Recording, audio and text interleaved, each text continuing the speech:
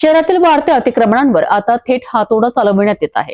महानगरपालिकेने अतिक्रमण धारकांना स्पष्ट शब्दात अल्टिमेटम दिला आहे। स्वतःहून अतिक्रमण काढा, अन्यथा बुलडोझरची कारवाई अटळ। अमरावती शहरात आजपासून महानगरपालिकेची धडक अतिक्रमण हटाव मोहीम सुरू झाली असून अनेक भागात कारवाईला वेग आला आहे।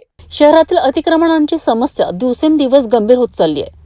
रस्त्याच्या कडेला, फुटपाथवर तर काही ठिकाणी पक्के शेड उभारून बेकायदेशीर अतिक्रमणे करण्यात आली होती। यामुळे वाहतूक कोंडी, अपघात तसेच नागरिकांना मोठा त्रास सहन करावा लागत होता। याच पार्श्वभूमीवर महानगरपालिका आयुक्त सौम्या शर्मा चांडक यांच्या निर्देशानुसार शहरात अतिक्रमण हटाव मोहीम जोरात सुरू करण्यात आली आहे। 21 जानेवारी रोजी जेसीबी मशीन आणि 3 ट्रक यांच्या सहाय्याने चित्रा चौक, इतवारा Bazar, Tanga Padav, Chandni Chowk, Nagpuri gate, Jamil colony, Walgaon road, Chaudhari Chowk, Maulvi Chowk, railway station चौक या परिसरात अतिक्रमण हटविण्याची कारवाई करण्यात आली। महानगरपालिकेच्या कर्मचाऱ्यांनी प्रत्यक्ष मैदानात उतरून फुटपाथ आणि रस्त्यांवरील अतिक्रमणे काढण्यास सुरुवात केली आहे।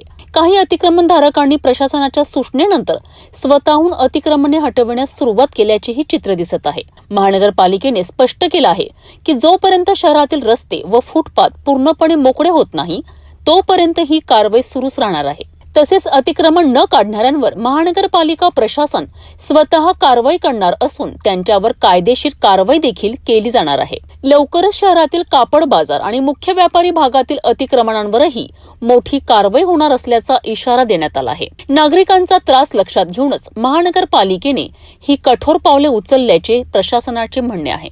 शहरातील अतिक्रमणांवर महानगरपालिकेची ही धडक मोहीम पुढील काही दिवस आणखी तीव्र होणार आहे। प्रशासनाचा स्पष्ट संदेश आहे, अतिक्रमण काढा, अन्यथा कारवाईला सामोरे जा।